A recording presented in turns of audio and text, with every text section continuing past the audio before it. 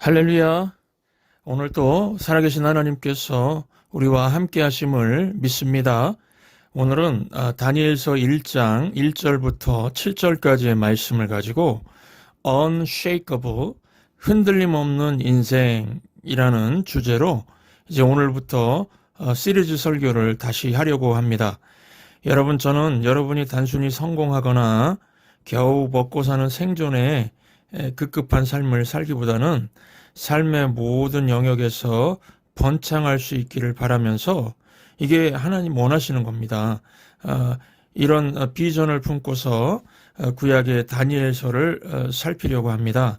다니엘서는 우리 삶에 무슨 역경이 있다 해도 번창하는 축복의 삶을 살 수 있음을 보여주고 있습니다. 우리를 반대하는 어떤 세력이 있다 해도요, 하나님 안에서 번창할 수 있다는 것입니다. 다니엘서는 15살의 어린 소년이 겪는 얘기로 시작이 됩니다.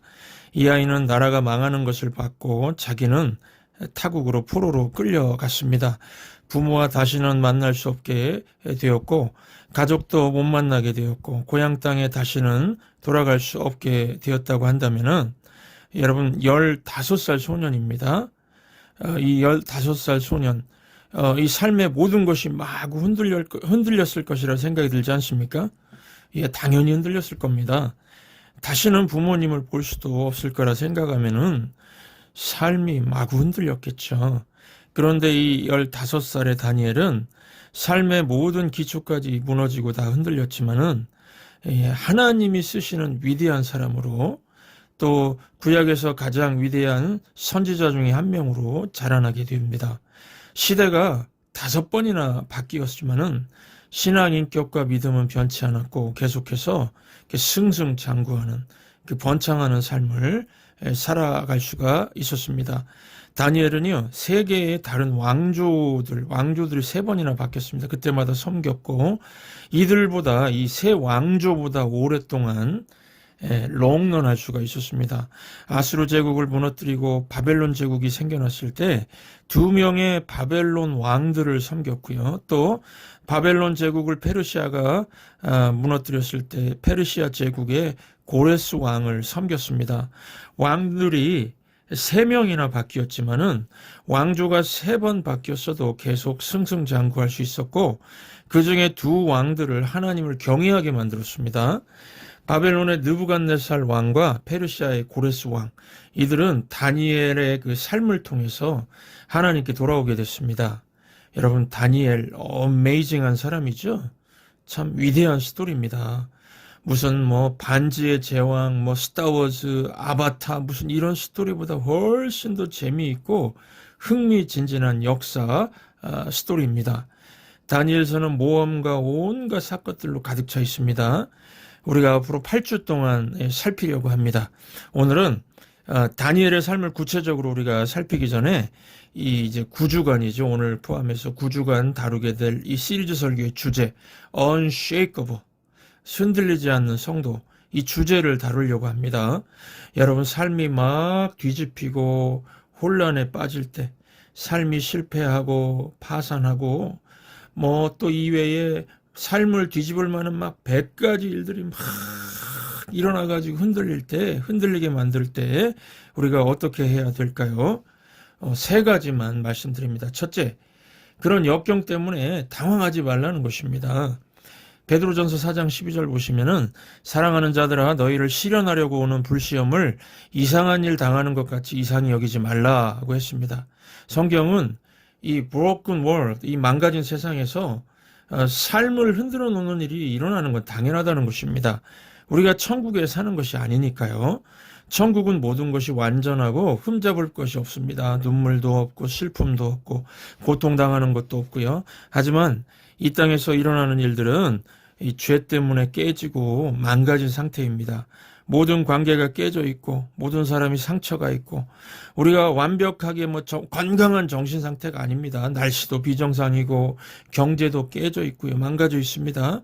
그래서 이 땅에서는 완전한 것을 기대하지 말아야 됩니다. 뭔가 나쁜 일이 일어났을 때 왜 나에게 이런 일이 이러지 말고 왜 나에게 이런 일이 안 일어날까? 내가 이 세상에 살고 있는데 일어날 일이 일어날 걸 이러라는 것입니다. 여긴 천국이 아닙니다. 천국은 나중에 오지요.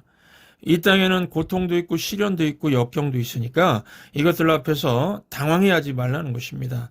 예수님께서는 역경은 인생의 일부다. 너희가 세상에서 환난을 당한다. 미리 경고하셨습니다. 그러니까 인정할 거, 받아들일 거 받아들이고 흥분하지도 놀라지도 말고 충격에 빠져서 막 공황에 빠지지 말라 하는 것입니다. 우리에게 필요한 것은요, 무엇입니까? 그런 상황에 흔들리지 말고 굴복당하지 않고 이런 것입니다. 이 사람이 위기 상황에 처하면은 대개 어떻게 반응하죠?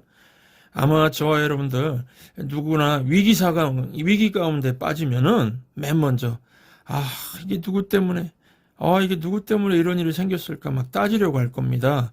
누구의 잘못일까 따지는 거는 이건 맨 먼저 할 게 아니고요. 맨 나중에 해도 됩니다. 누구 탓이다. 누구 때문일까 자꾸 비난거리를 찾으면 절대로 문제는 해결될 수 없습니다. 누구의 잘못일까라고 묻기 전에 내가 무엇을 해야 될까 물어야 됩니다. 여러분, 우리 삶에 문제를 일으키는 것이 세 가지가 있습니다. 첫 번째, 내 자신 때문입니다. 내가 내 자신에게요 가장 큰 문제거리입니다. 내가 스스로에게 더 고통을 주고 내가 어리석은 결정을 해서 내 자신을 더 골치 아프게 만들지 않습니까? 또 내 삶에 문제를 일으킨 두 번째 요인, 이 세상입니다. 세상이 우리를 무너뜨리는 방법은요, 우리를 조롱하면서 인정해주지 않으려고 합니다. 우리 모두가 얼마나 사람들 인정과 칭찬에 목말라 있습니까? 그런데 여러분, 이 세상의 인정이 우리를 행복하게 하는 거 아닙니다. 우리는 우리가 스스로 선택한 만큼 행복해지는 것입니다. 또 우리 삶의 세 번째 문제 요인, 당연히 마귀입니다. 마귀는 실제로 있습니다. 마귀는 우리를 많게 하려는 이 악의 화신입니다. 우리가 아침에 일어나는 순간부터 마귀는 우리를 낙담케 하고 넘어뜨리려고 하고요. 의심하게 만들고 우울하게 만들고 산만하게 만들려는 음모를 꾸밉니다. 마귀는 여러분들 아주 싫어합니다. 하나님은 우리를 위해서 좋은 뜻을 갖고 계시지만은 마귀는 우리를 무너뜨릴 악한 계획만 세운다는 것입니다. 그래서 여러분, 내 불완전한 내 자신, 나를 멸시하고 인정해주지 않는 세상, 나를 망하게 하려고 하는 마귀가 공존하는 이 땅에서요, 안 좋은 일이 일어날 확률은 100%입니다. 예, 당황하지 말라는 것이죠. 이게 우리가 서 있는 자리입니다. 이때 중요한 게 무엇이라고요? 내가 흔들리지 않으면 됩니다. 내가 흔들리지 않으면 됩니다. 어떻게 해요? 두 번째, 우리가 당하는 모든 역경, 인정하되 이 역경을 선으로 바꾸시는 하나님을 찾으라는 것입니다. 여러분, 하나님은 우리 삶에서 일어나는 안 좋은 일들조차도 선으로 바꾸실 수 있습니다.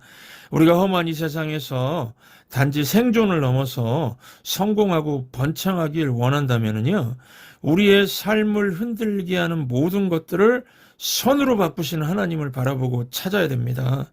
예레미야서 29장 11절 보시면은 여호와의 말씀이니라 너희를 향한 나의 생각을 내가 아나니 평안이요 재앙이 아니니라 너희에게 미래와 희망을 주는 것이니라 라고 말합니다. 마귀는 악한 계획만 만들어서 나쁜 일, 망하게 하는 일들을 합니다. 하지만 하나님의 계획들은요, 항상 선하고 미래와 희망을 주는 것들이라는 것입니다. 이 다니엘서를 보시면은 하나님께서는요, 다니엘이 직면한 문제들, 다니엘을 흔들게 만드는 이 문제들을 가지고 하나님께서 5가지의 선한 일들을 하시는 것을 볼 수가 있습니다. 우리 다니엘서를 묵상하면서 우리 삶에 처한 모든 문제들 속에서도요, 하나님은 똑같이 이런 5가지 일들을 하실 것이라는 생각을 하면서 이걸 잠깐 나누겠습니다. 첫째, 하나님은 흔들리는 상황 속에서 내 자신을 내 자신을 살피게 하신다는 겁니다. 사람이요, 티백 같다고 합니다. 티백 아시죠? 뜨거운 물에 이 티백을 넣고 흔들기 전까지는 뭐가 들어있는지 모른다는 것입니다. 하나님께서는 우리가 문제들을 통해서 내 자신을 인스펙션 살피기를 원하고 내 안에 뭐가 잘못되어 있는지 뭐가 엉망인지 보라고 하십니다. 물론 하나님은 무슨 일이 일어나고 있는지 이미 다 알고 계십니다. 하나님께 알려야 할 문제 하나도 없습니다. 우리 자신보다 우리를 더 잘 알고 계십니다. 그래서 하나님이 우리 삶의 역경을 허락하시는 것은요, 우리 스스로가 뭐가 엉망인지 스스로 self inspection, 자기 스스로 인스펙션 해보라는 것입니다. 그래서 하나님 말씀은 나는 너 스스로 나 하나님이 무엇을 하기 원하는지 너 스스로 살펴보길 원한다 하는 것입니다. 예레미야서 17장 10절 보시면 나 여호와는 심장을 살피며 폐부를 시험하고 각각 그의 행위와 그의 행실대로 보응하나니 라고 합니다. 여러분, 무엇을 하느냐보다 왜 하느냐가 더 중요합니다.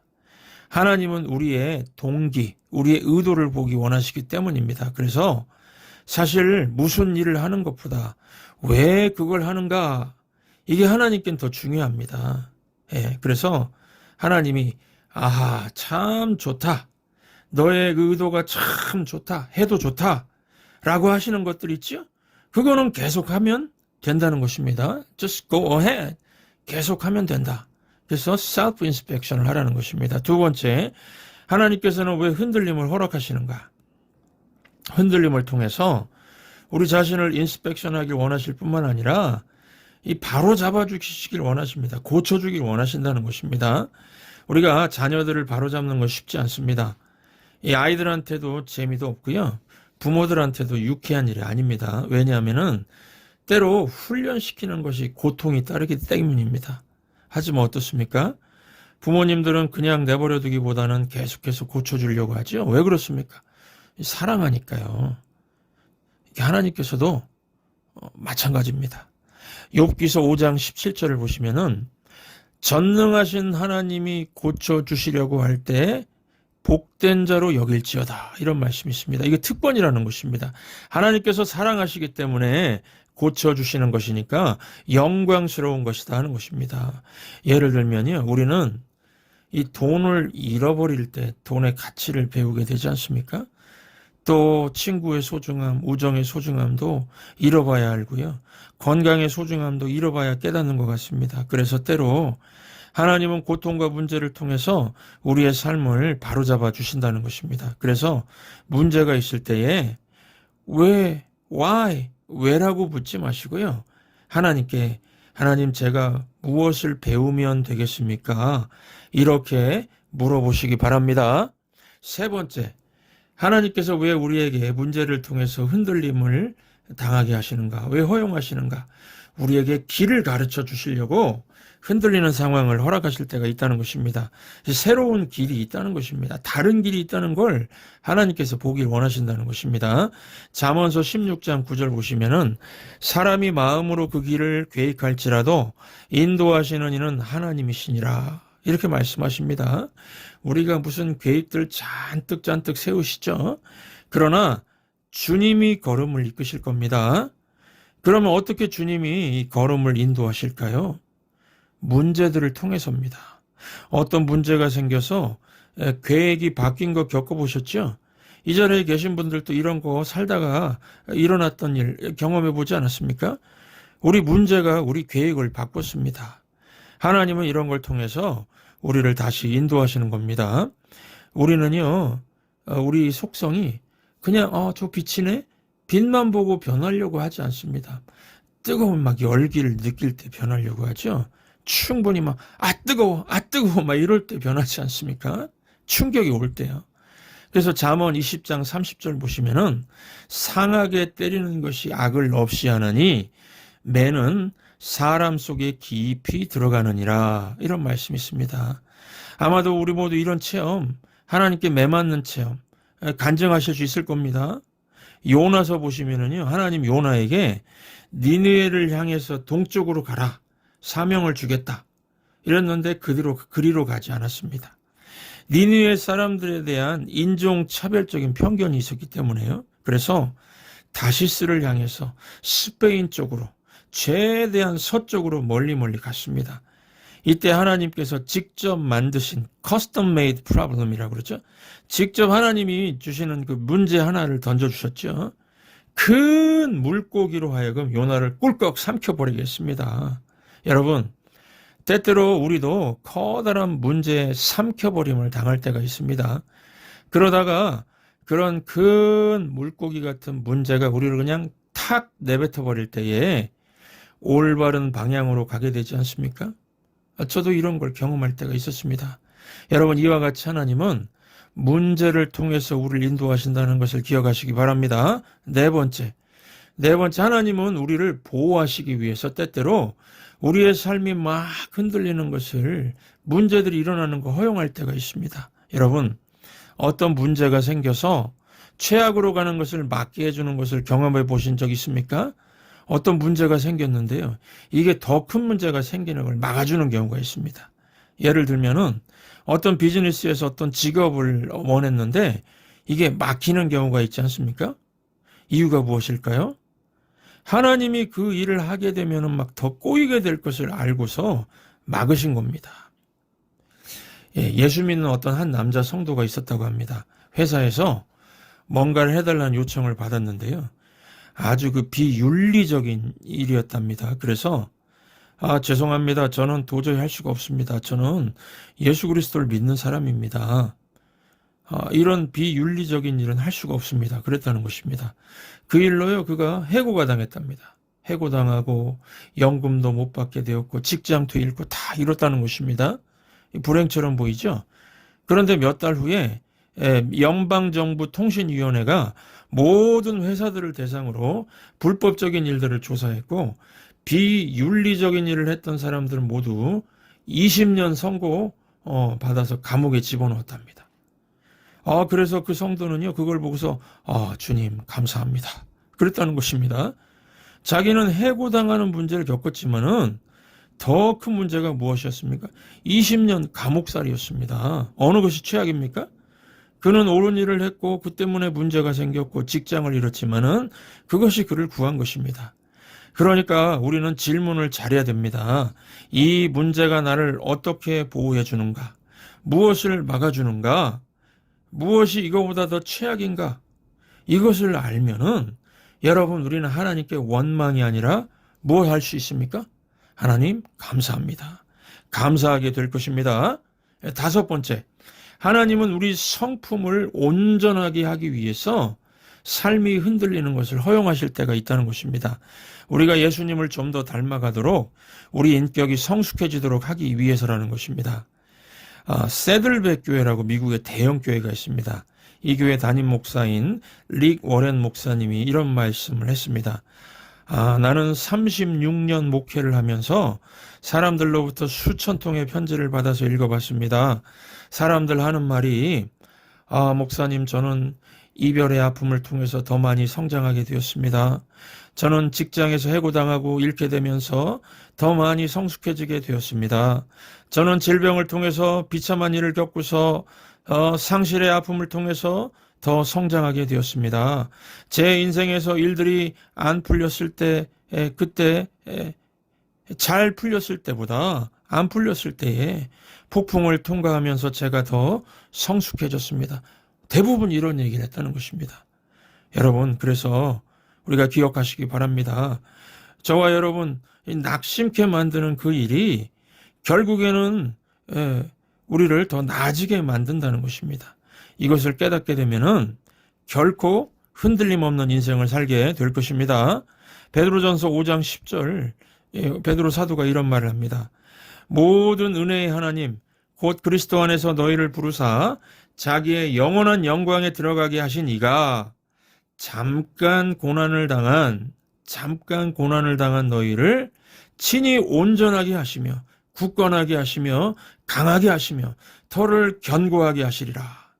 이것이 바로 하나님께서 우리를 향한 뜻이라는 겁니다. 그래서 여러분, 우리에게 오는 문제가 언제 진짜 문제가 될까요?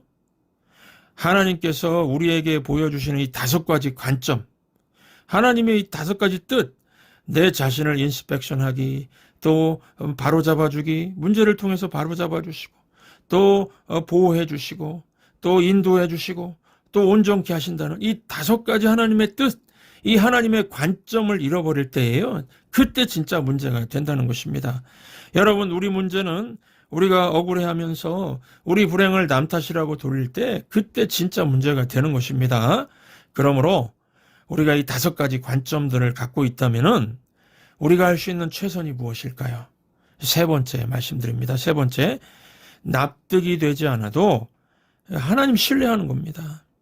잠언서 20장 24절 보시면은 사람의 걸음은 여호와로 말미암나니 사람이 어찌 자기의 길을 알 수 있으랴. 아멘이시죠? 여러분 이거 암송하시기 바랍니다. 사람의 걸음은 여호와로 말미암나니 사람이 어찌 자기의 길을 알 수 있으랴. 이거는 그냥 팔에 새겨도 좋을 것 같습니다. 주께서 걸음을 인도하신다면은 여러분 우리가 모든 것을 다 이해하려고 할 필요가 있을까요? 여러분이 하나님의 길을 이해하려고 하는 것은요, 마치 개미가 인터넷이 있죠, 인터넷. 인터넷을 다 이해하려고 하는 것과 같다는 겁니다. 뇌 용량이 안 되죠. 하나님은 하나님이시고 우리는 하나님이 아닙니다. 그래서 이해도 안 되고 납득도 안 되고 공감이 안 되면 뭘 하면 된다는 것입니까? 하나님 신뢰하면 된다는 것입니다.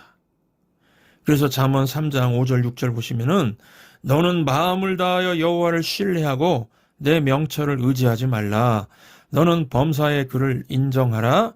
그리하면 내 길을 지도하시리라. 다른 번역 보면은요, 그리하면 너를 성공하게 만들어 주시리라. 이런 번역이 있습니다. 여러분들 모두 성공적인 인생 사시기 바랍니다. 하나님께서 성공하는 인생 살기 원하십니다. 제 목사로서요, 제 사명도요, 제 역할도 하나님이 여러분들에게 주신 모든 영역에서 성공하고 번창하실 수 있도록 도와주는 것입니다.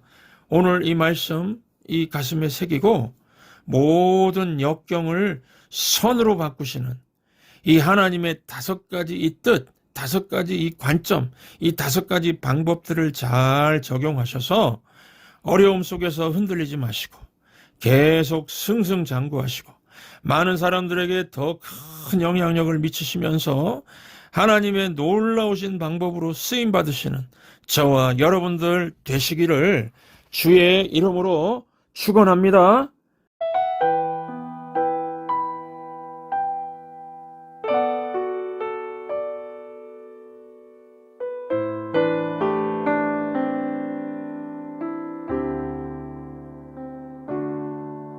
내게 허락하신 시련을 통해 나의 믿음 더욱 강하게 자라나고 험한 산과 골짜기 지나는 동안 주께 더 가까이 나를 이끄시네.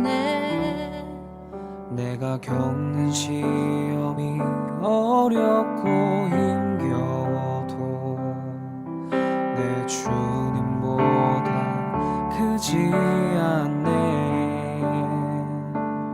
내 앞에 바다가 갈라지지 않으면 주가 나로 바다 위 걷게 하리.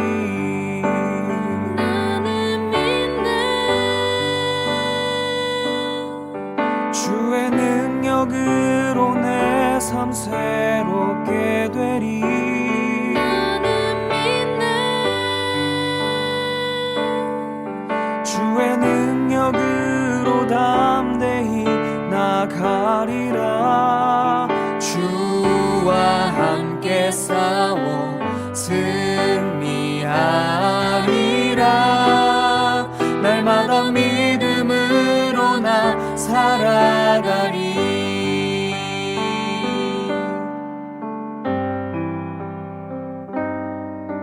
내가 겪는 시험이 어렵고 힘겨워도 내 주